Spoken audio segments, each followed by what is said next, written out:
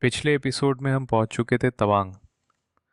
Snow covered valleys और clouds के बीच एक शांत सी दुनिया। सबसे पहले हमने चेक इन किया गेस्ट हाउस में, लेकिन रुके नहीं।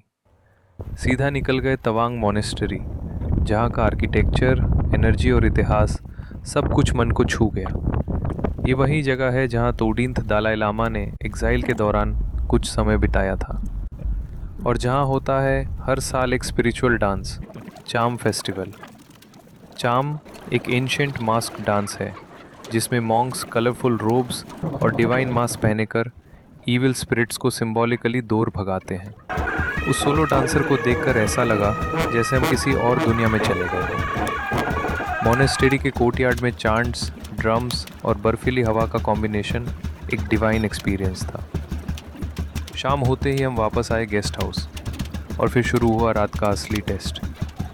बाहर का टेम्परेचर था -6 डिग्री सेल्सियस, और अंदर भी 2 हीटर्स लगाने के बाद ठंड का कोई तोड़ नहीं मिला। रात भर कंफर्टर के अंदर भी ठंड चिल्लाती रही, लेकिन उस सफ़र का चार्म ही कुछ और था। तो ये था हमारा डे 2, स्पिरिचुअल, सोलफुल और स्नोवी। अब चलिए निकलते हैं नए सफ़र पर, डे 3 के नए एक्सपीरियंसेस के साथ। डे 3 की सुबह बिल्कुल शांत थी। हम सुबह 6:30 बजे उठे, और उस वक्त आसमान बिल्कुल साफ था। कोई स्नोफॉल नहीं हो रहा था। हवा ठंडी थी, लेकिन एवरीथिंग फेल्ट काम।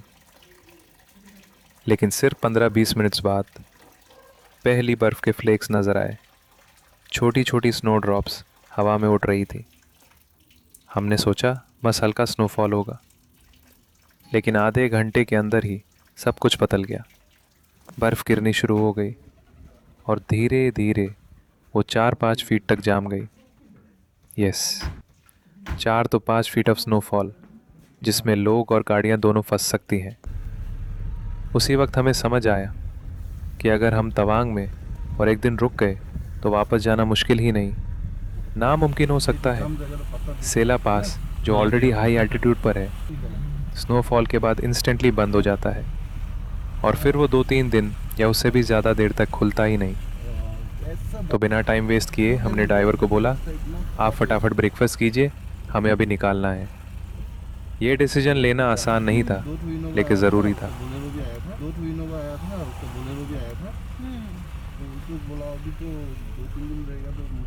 जब हम वापस निकल रहे थे तब टेम्परेचर था -1 या -2 degree Celsius. Roads were slippery, winds were harsh, और बर्फ हर तरफ थी। कार के शीशे पर जाम चुकी थी एक थिक लेयर, और हम सब जैकेट के अंदर भी कांप रहे थे। It was honestly the coldest moment of the entire trip. सांस लेना भी मुश्किल हो रहा था, और हवा सीधा हड्डियों तक लग रही थी। तावांग से निकालना आसान नहीं था, और जब हमने तावांग का गेट क्रॉस किया तो समझ आया हम एक स्नो किंगडम से निकल रहे हैं। सब तरफ बर्फ ही बर्फ थी, सड़कें सफ़ेद, पहाड़ियाँ दूर जैसी लग रही थी। और फिर आई एक जगह जहाँ हम रुके, राइफलमैन जसवंत सिंह रावत जी के समाधि से पहले। हैप्पी, लेकिन उस स्टॉप पे बचपन वापस आ गया। स्टोटिया सबका मूड बना दिया। किसी ने गोल गोल स्नो बॉल्स बनाए, किसी ने छुप के पीछे से किसी के सर पे डाल दिया, और किसी ने तो बस हाथ में बर्फ़ लेके कैमरा के सामने हीरो पोज मार दिया। एक दूसरे पर स्नो बॉल थ्रो करते हुए हम लिटरली टाइम भूल गए। फ़ोटोज़ क्लिक करते गए, solo, group, jumping shots, sitting shots, सब कुछ। हवा ठंडी थी, लेकिन दिल गर्म था, क्योंकि ये पल एकदम रॉ और रियल थे। और बर्फ़ में खेलना, एक ही चीज़ कह सकता हूँ, इस ट्रिप के बेस्ट मेमोरीज़ में से एक थी ये मोमेंट।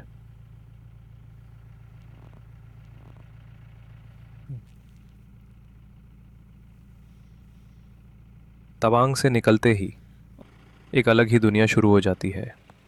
तवांग, जो ऑलरेडी 10,000 फीट के आसपास की ऊंचा पे है, वहाँ से जब आप सेला पास की तरफ जाते हैं तो टेरेन धीरे धीरे और ज़्यादा रगेड और ड्रामेटिक हो जाता है।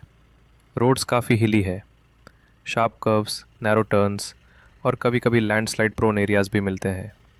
लेकिन बॉर्डर रोड्स ऑर्गेनाइजेशन की वजह से रोड्स मेंटेन्ड रहते हैं, मोस्टली ब्लैक टॉप, लेकिन कुछ पैचेस अभी भी रफ होते हैं।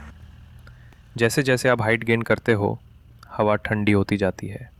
सेला पास की हाइट है अराउंड 13,700 फीट और उस लेवल पर ऑक्सीजन भी नोटिसेबली कम हो जाता है। रात में या विंटर्स में टेम्परेचर -10 to -15 तक गिर जाता है और स्नोफॉल स्पेशली नवंबर से मार्च तक हैवी होती है। रोड्स बंद भी हो जाते हैं। वेजिटेशन ग्रेजुअली चेंज होती है। तवांग में आपको कॉनिफर ट्रीज मिलते हैं। फिर जैसे जैसे आप ऊपर चढ़ते हो, वेजिटेशन स्पार्स और लो लाइंग बुशेस तक लिमिटेड हो जाता है।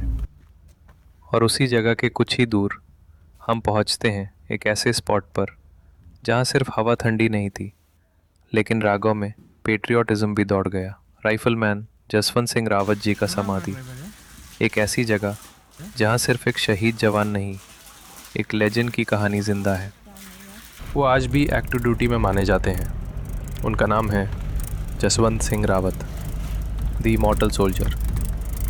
कभी कभी हम किसी जगह पे रुकते हैं फ़न के लिए, और वही जगह हमें याद दिलाती है कि हमारा फ़न किसी के सेक्रीफाइस की वजह से पॉसिबल हुआ है।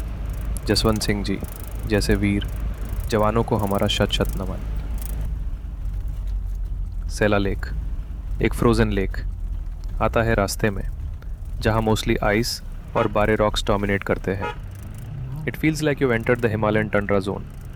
इस प्योर स्ट्रेच में पॉपुलेशन बहुत स्पार्स है। छोटी छोटी आर्मी पोस्ट्स, कुछ ब्रो कैंप्स और एक दो ढाबास और बंकर के अलावा ज़्यादा कुछ नहीं होता।